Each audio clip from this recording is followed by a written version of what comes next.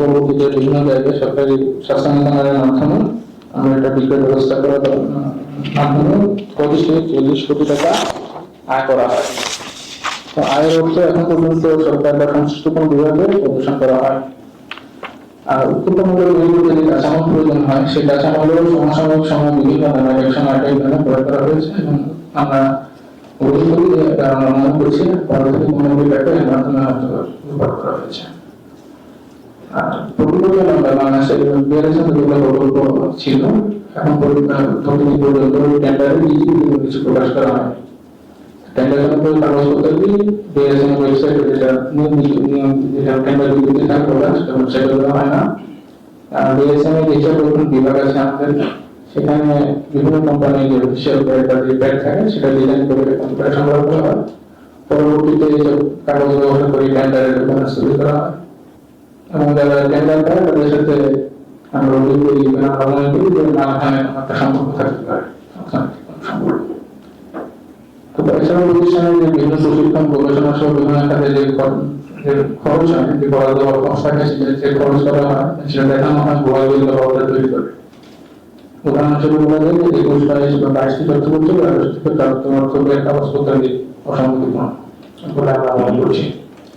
এছাড়াও আমাদের এখানে হিস্টোরিক্যাল যে ল্যাব আছে এই ল্যাবে বিভিন্ন সায়েন্টিফিক ডকুমেন্ট বা প্রফেশনাল যে ডকুমেন্টগুলো আছে সেগুলো তৈরি করছি আমরা। Tissue cutter, rotary microgram, transcription unit, tissue computing centre এবং এছাড়া আমরা একটা ডিভিশন ট্রান্সফরমেশন ডিভিশনে এখানে একটা রেসিপিয়েশন মেশিন যে আছে সেটা টেম্পারেচার প্রক্রিয়াটা সঠিকভাবে সম্পন্ন করা হয়।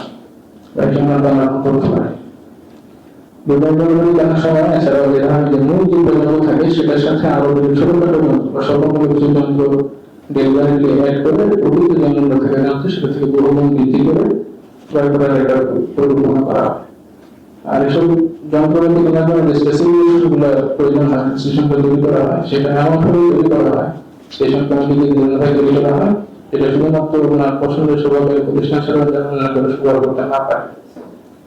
তো এই যন্ত্র কেনার সময় পছন্দের স্বভাবের প্রতিষ্ঠানে কাজ পাইয়ে নিয়ে হয়তো বিভিন্ন সুযোগ সুবিধা গ্রহণ করে বলে আমরা অভিযোগ করছি।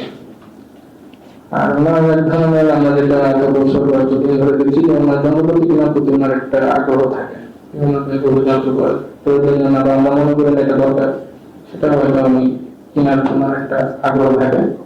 তো প্রতিষ্ঠানের শুরু থেকে আর কি সেটা 2012 বা আরো আগে বলেন যখন থেকে ডিআরএসএম ছিল তার আগে যখন বিসিএসআই এর একটা সেকশনের একটা ল্যাব ছিল তখন থেকে অনেক যন্ত্রপাতি এখানে ছিল কিন্তু যন্ত্রপাতির অনুপাতে বা যন্ত্রপাতির এগেনস্টে সায়েন্টিস্ট বা খুবই কম ছিল।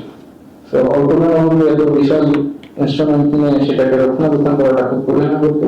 সেক্ষেত্রে দেখা যায় যে কিছু কোনো ইনস্ট্রুমেন্ট তৈরি করে থাকে বা ইউজ হয় না, ইউজ না হওয়ার কারণে অনেক ক্ষেত্রে ব্যবহার করে থাকে। যে কারণে যেটা হয় যে গবেষণা খাতে বা আমরা যে বিশ্লেষণ সেটা দিয়ে থাকি তো সেটা বিবেচনা যে যন্ত্রের যে আউটপুট সেটা খুব কম। তো ওনাদের দায়িত্ব থাকাকালীন বা আপনি যেহেতু প্রকল্প পরিচালক বা পিডি ছিলেন এবং একই সাথে মহাপরিচালকের অতিরিক্ত দায়িত্ব উনি পালন করছেন। তো এই সময় উনি এই প্রকল্পের কিছু দায়িত্ব পালন করে ওনার কিছু সম্পদের আমরা বিতরণ পেয়েছি বা আমরা কিছু সন্ধান পেয়েছি সেগুলো আপনার সামনে উপস্থাপন করছি।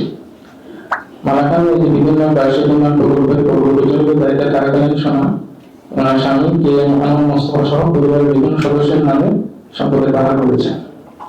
মালাকানের স্বামী কে এম মোস্তফা মাদার নামে ধানমন্দির 20 নম্বরে 622 নম্বর প্লটের প্রায় 4600 বর্গ ফুটের এবং 240 বর্গ ফুটের কার পার্কিং সহ একটি ফ্ল্যাট রয়েছে।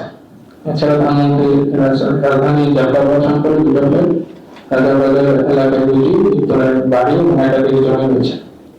মালাকানের মা মিসেস টাইম বেগমের নামে উত্তরের ক্যান্টনমেন্ট এলাকায় পুরাতন অনুযায়ী 3.5 শতাংশ জমি, 1901 নং 31 নম্বরে 6.5 শতাংশ জমি এবং জাফরাবাদ শঙ্করের একটি ফ্ল্যাট রয়েছে।